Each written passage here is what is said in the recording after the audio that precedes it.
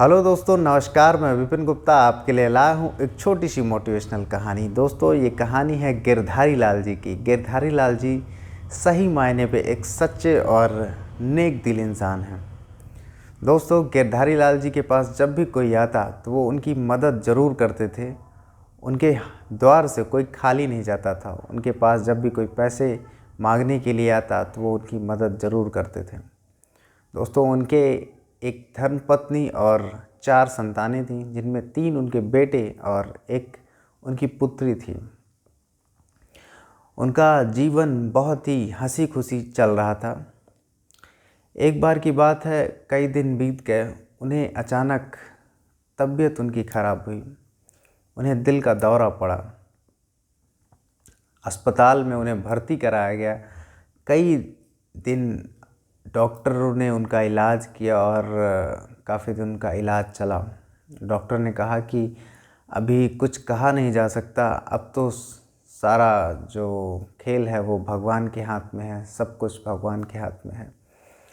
क्या हो सकता है, हम जो हमसे हो सकता है वो हम कर रहे हैं। तब भगवान को सभी मनाने लगते हैं, भगवान की पूजा अर्चना करते हैं कि गिरधारी लाल जी जल्द ही स्वस्थ हो जाएं। सारा गांव उनकी स्वास्थ्य की चिंता करता है और भगवान से प्रार्थना करता है कि वो जल्द ही स्वस्थ हो जाएं। दोस्तों, लेकिन भगवान को कुछ और ही मंजूर था। डॉक्टर साहब ऑपरेशन थिएटर से बाहर निकलते हैं और कहते हैं कि माफ़ कीजिएगा बहन जी, अब गिरधारी लाल जी इस दुनिया में नहीं रहे, हम उन्हें नहीं बचा सके। सभी लोग बहुत ही एक अलग ही वातावरण उस अस्पताल में बन जाता है, क्योंकि एक उनका चाहने वाला, एक ऐसा आदमी जो हमेशा लोगों की मदद करता था, वो इस दुनिया से जा चुका होता है। दोस्तों, वहाँ पे माहौल बहुत ही अलग हो जाता है और उनका दाह संस्कार होता है। कुछ दिनों बाद, कुछ दिन बीतते हैं, उनके घर में एक आदमी आता है जो उनसे बोलता है कि मैंने गिरधारी लाल जी ने मुझसे 25 लाख रुपए उधार लिए थे,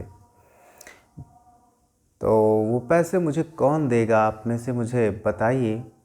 मैं वो पैसे लेने के लिए आया हूँ। यहाँ आया तो मुझे पता चला कि ऐसा ऐसा हुआ आपके साथ, आपके पिताजी नहीं रहे इस दुनिया में। अब उनके बाद वो पैसे मुझे कौन देगा, आप मुझे बतलाइए, मैं अपने पैसे लेने आया हूँ।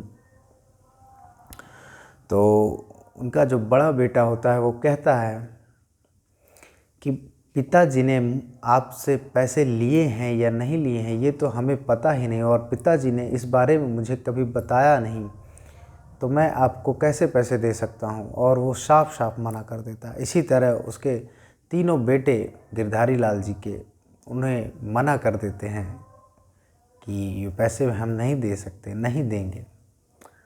अब उनकी जो बेटी होती है वो कहती है कि नहीं, पिताजी का कर्ज मैं चुकाऊंगी। पिताजी ने जो हमारे लिए किया, मेरे लिए किया, उसका कर्ज तो शायद मैं नहीं चुका सकती, लेकिन जो पिताजी ने आपसे कर्ज लिए हैं वो कर्ज मैं ज़रूर चुकाऊंगी। तब वो उनकी बेटी कर्ज चुकाने के लिए तैयार हो जाती है। तब वो आदमी उनकी छोटी बेटी जो होती है उनसे कहता है कि बेटी, तुम्हारे पिताजी ने मुझसे कर्ज नहीं लिया था, बल्कि 25 लाख रुपए तो मैंने उनसे कर्ज लिया था। उनसे मैंने मदद मांगी थी और उन्होंने तुरंत मुझे ये पैसे, ये रकम दे दिए था। मुझे उस समय पर व्यापार शुरू करना था और उसके लिए मैंने ये उनसे लिया था। लेकिन जब मुझे पता चला कि उनकी मृत्यु हो गई, उनका देहांत हो गया, तब मैं यहाँ आया और यहाँ देखा कि आप सभी थे, तो मुझे लगा कि ये पैसे मैं किसको दूंगा। इसलिए मैंने ये बात आपको बोली कि मैं उन्हें उनसे उधार लिया था, जबकि मैंने उनसे उधार लिया था, ना कि उन्होंने मुझसे उधार लिया था। इसलिए मुझे लगा कि जो योग्य होगा मैं उसे ये पैसे दूंगा, और इस वक्त मुझे सबसे योग्य इस पैसे के तुम लगी, इसलिए मैं ये पैसे अब मैं तुम्हें दे रहा हूँ। तो दोस्तों, इस कहानी से हमें शिक्षा मिलती है कि हमें अपने माता पिता के प्रति कृतज्ञ होना चाहिए। हमें उनके सुखों के साथ साथ उनके दुख और उनके कर्ज के भी भागीदार बनना चाहिए। दोस्तों, यही थी मेरी कहानी। आपको कैसी लगी आप ज़रूर बताएं। बहुत बहुत धन्यवाद। नमस्कार।